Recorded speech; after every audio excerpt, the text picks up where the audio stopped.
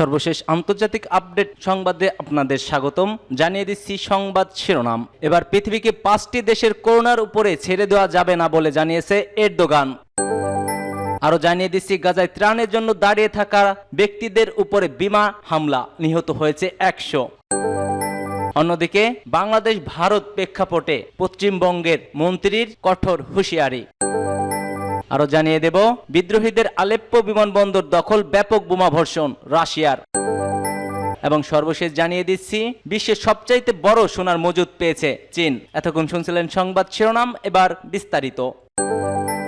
পৃথিবীকে 5টি দেশের করোনার উপর ছেড়ে দেওয়া যায় না বলছেন এরদোগান। তুরস্কের প্রেসিডেন্ট রিসেপ তাইপ এরদোগান বলেছেন জাতিসংঘকে সম্পূর্ণভাবে সংস্কার করা প্রয়োজন। পৃথিবীতে 5টি দেশ স্থানীয় দেশের করোনার উপর ছেড়ে দেওয়া যায় না। ইস্তাম্বুল টিআরটি ওয়ার্ল্ড ফোরামের দেওয়া ভাষণে তিনি এসব কথা বলেছেন। খবর মেহের নিউজের। একই সঙ্গে নিরাপত্তা পরিষদের 5টি স্থানীয় সদস্যের কঠোর সমালোচনা করেছেন তুরস্কের এই প্রেসিডেন্ট। এরদোয়ান বলেন 194টি দেশের ভবিষ্যৎ এক বা একাধিক স্থানীয় সদস্যের মুখে ছেড়ে দেওয়া উচিত নয়। নিরাপত্তা পরিষদের কাঠামোর প্রতি দীর্ঘদিনের সমালোচক এরদোগান পুনরায় তার অবস্থান ব্যাখ্যা করেছেন। তিনি বলেন পৃথিবী 5টি দেশের চেয়ে অনেক বড়। পৃথিবীতে চলমান মানবিক সংকটগুলোর উদাহরণ দিয়ে বর্তমানে বৈশ্বিক ব্যবস্থার দুর্বলতা তুলে ধরেন এরদোগান। এছাড়া তিনি বলেন আমরা গাজা ও লেবাননের জনগণকে সাহায্য করতে অব্যাহত রেখেছি এবং রয়টার্সের প্রতিবেদনে উল্লেখ করা হয়েছে তুরস্ক এর আগেও হামাসের সঙ্গে একটি সম্ভাব্য যুদ্ধবিরতি নিয়ে আলোচনা করেছে।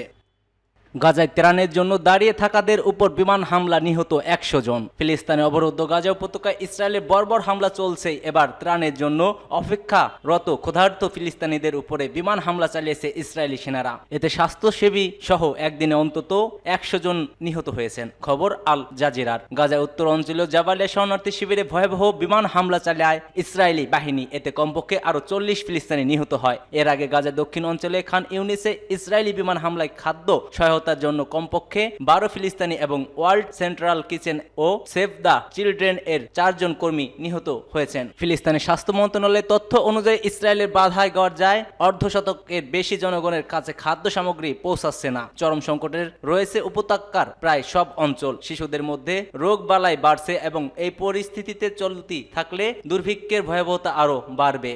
বাংলাদেশ নিয়ে ভারতে বাড়াবাড়ি হচ্ছে বলে পশ্চিমবঙ্গের মন্ত্রীর হুঁশিয়ারি। এরই মাঝে বাংলাদেশ ইস্যুতে ভারতে যা হচ্ছে সে পরিস্থিতি নিয়ে বলতে গিয়ে পশ্চিমবঙ্গের মন্ত্রী সিদ্দিকুল্লাহ চৌধুরী বলেন বাড়াবাড়ি হচ্ছে। একই সঙ্গে এসব ইস্যুকে বাংলাদেশের অভ্যন্তরীণ বিষয় বলেও উল্লেখ করেন তিনি। বাংলাদেশ নিয়ে বাড়াবাড়ি হচ্ছে উল্লেখ করে মন্ত্রী বলেন বাংলাদেশে বিভিন্ন প্রশাসনিক পদে বসে রয়েছে হিন্দুরা। থানার বড় বাবু, বিচারপতি, এসপি, ডিএম, কত হিন্দু, এগুলো দেখা যায় না। তিনি বলেন মাদ্রাসার ছেলেরা মন্দির পাহারা দিয়ে পূজা করার সুযোগ করে দিয়েছে, এগুলো দেখতে পান না। পাল্টা হামলা যারা করেছে তারা অস্থির মস্তিষ্কের। বাংলাদেশের কোথাও কি ঘটছে, প্রকৃত পক্ষ কতটা অত্যাচার হলে নিশ্চিতভাবে তার নিন্দা করতে হবে, তবে সেটা বাংলাদেশের অভ্যন্তরীণ বিষয়। সিদ্দিকুল্লাহ বলেন এখানে যখন বাড়াবাড়ি হচ্ছে তখন মনে করিয়ে দেই বাবরি মসজিদের বিষয়ে বাংলাদেশ মুখ খুলেছিল, তখন মোদিজি বলেছিলেন এটা আমাদের অভ্যন্তরীণ বিষয়। ইউনূস সাহেবও ভালো উত্তর দিয়েছেন, এটা আমাদের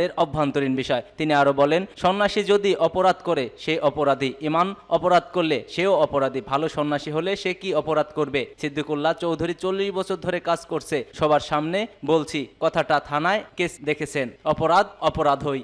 বিদ্রোহীদের আলেপ্পো বন্দরে দখল, ব্যাপক বোমাবর্ষণ রাশিয়ার। বিদ্রোহী বাহিনীর সিরিয়ার 3য় বৃহত্তম নগরী আলেপ্পোতে অগ্রযাত্রা অব্যাহত থাকার প্রেক্ষাপটে রুশ ও সিরীয় বাহিনী ব্যাপক বোমাবর্ষণ করেছে। বিদ্রোহীরা আলেপ্পোর আন্তর্জাতিক বিমানবন্দর দখল করে হামার দিকে অগ্রসর হওয়ার দাবি করেছে। রুশ ও সিরিয়ার বিভিন্ন বিমান হামলায় অন্তত 40 বেসামরিক নাগরিক এবং 20 বিদ্রোহী নেতা নিহত হয়েছেন বলে যুক্তরাষ্ট্র ভিত্তিক monitoring group Syrian অবজারভেটিভ for human rights জানিয়েছে। সিরিয়ার বাহিনী 2016 সালে বিদ্রোহীদের নগরী থেকে বিতাড়িত করার পর এই প্রথম সেখানে বিমান হামলা হলো। তবে হায়াত তাহরির আল শাম এবং মিত্র গ্রুপগুলো শনিবার আরও জয়ের দাবি করেছে। তারা বলছে তারা আলেপ্পো আন্তর্জাতিক বিমানবন্দর দখল করেছে। এছাড়া দক্ষিণ ইদলিপের খান শেখুন নামের কৌশলগত নাগরিকও তাদের নিয়ন্ত্রণে চলে আসছে। উল্লেখ্য এসব গ্রুপের কোনোটিতে সমর্থন করেছে তুরস্ক।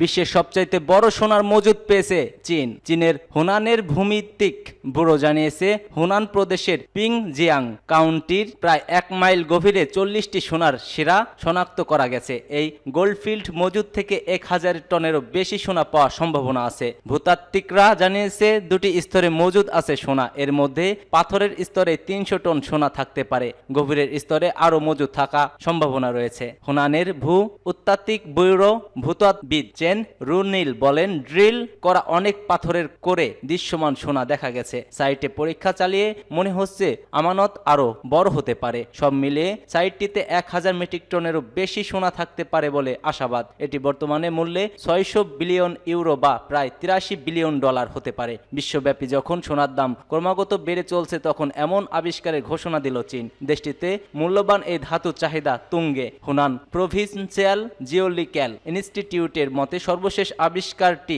দেশের সম্পদ নিরাপত্তা পরীক্ষায় সহায়তা করতে তাৎপর্যপূর্ণ হতে পারে। 2023 সালের হিসেবে চীন বিশ্বের প্রায় 10 ভাগের 1 ভাগ স্বর্ণ উৎপাদন করেছে। দেশটি খনির ক্ষেত্রে বিশ্বব্যাপী নেতৃত্ব অবস্থান রয়েছে। খনিজ যে জন্য প্রযুক্তি রপ্তানিরও বিশ্বের শীর্ষে রয়েছে চীন।